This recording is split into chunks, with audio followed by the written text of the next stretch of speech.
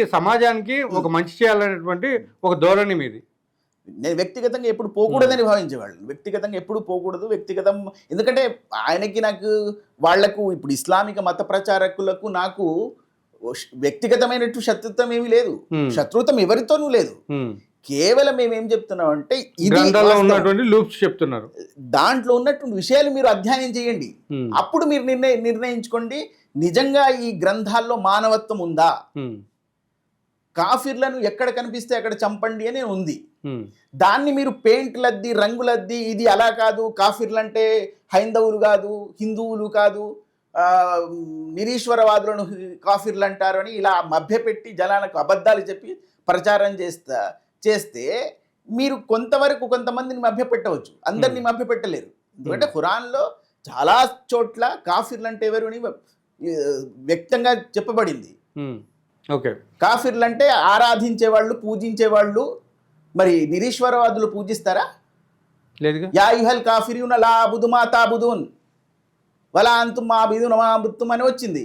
అంటే నువ్వు పూజించి నువ్వు ఆరాధించే వాళ్ళని నేను ఆరాధించను, నేను ఆరాధించేదేమని నువ్వు ఆరాధించవని చెప్పి వచ్చింది.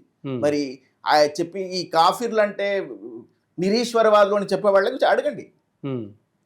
ఇదే ఖురాన్ వచనంలో వచ్చింది. చాలా చోట్ల ఎవరైతే అల్లాహును, ప్రవక్త ముహమ్మద్ను, ప్రవక్తలను చిట్ట చివరి ఆఖరి రోజును విశ్వసించని వాళ్లను ఎక్కడ పడితే అక్కడ కొట్టండి అని ఉంది. వాళ్ళతో యుద్ధం చేయండి, వాళ్ళతో పోరాడండి అని. అంటే దాన్ని అడ్డం పెట్టుకుని ఇప్పుడు అల్ ఖైదా కానివ్వండి, చాలా టెర్రరిస్ట్ గ్రూపులు కానివ్వండి, ఇవన్నీ మోపైన దాని వల్ల ఏనంటారా? నిశ్చయంగా. ఎందుకంటే వాళ్ళు ఖురాన్ చదువుకుని ఆ సిద్ధాంత పరంగానే వాళ్ళు చేస్తున్నారు. అంటే ఇప్పుడు ఖురాన్ మొత్తాన్ని సరిగ్గా చదవట్లేదు వాళ్ళు.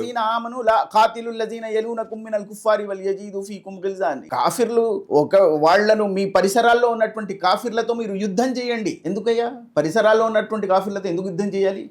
వాళ్ళు మీ మీద దాడికి వచ్చారా? సౌల్ఖీ ఫీ ఖులూబిల్లదీన కఫరు రువాబ్ ఫజ్రిబూ ఫౌకల్లానాకి వజ్రిబూ మిన్హుం కుల్ల బనాన్ అన్నాడు. అల్లాహ్ అంటున్నాడు, నేను కాఫిర్ల హృదయాల్లో భయాన్ని, టెర్రర్ ని సృష్టించేశాను. మీరు చేయవలసింది కేవలం వెళ్ళి మీరు వాళ్ళ మెడలపై కొట్టండి, వాళ్ళ చేతి కొసలపై కొట్టండి.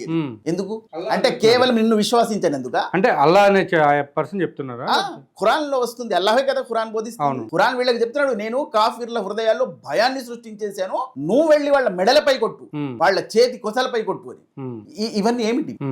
ఇవి మనిషిని మధ్య వైషమ్యాలు కల్పించడం కాదా? కాఫిర్లు మోమిన్లని సృష్టించి వాళ్ళ ఇద్దరిని ఒకరికి ఒకరు శత్రువులుగా మార్చేసింది ఎవరు? ఖురాన్ అన్న గ్రంథం కాదా? అంటే ఇప్పుడు జరిగేటువంటి బాంబ్ బ్లాస్టింగ్లు కానివ్వండి, గన్ షూటింగ్స్ కానివ్వండి, ఏదైనా కానీ మొత్తం కూడా వీళ్ళు ఖురాన్ లో ఉన్న మంచి కంటే కూడా చెడుని ఎక్కువగా తీసుకుంటారని మాత్రం అర్థమవుతుంది. అంతేనా? చెడు అంటే అందులో ఉన్నటువంటి సిద్ధాంతాన్ని అమలు చేస్తున్నారు వాళ్ళు. ఓకే.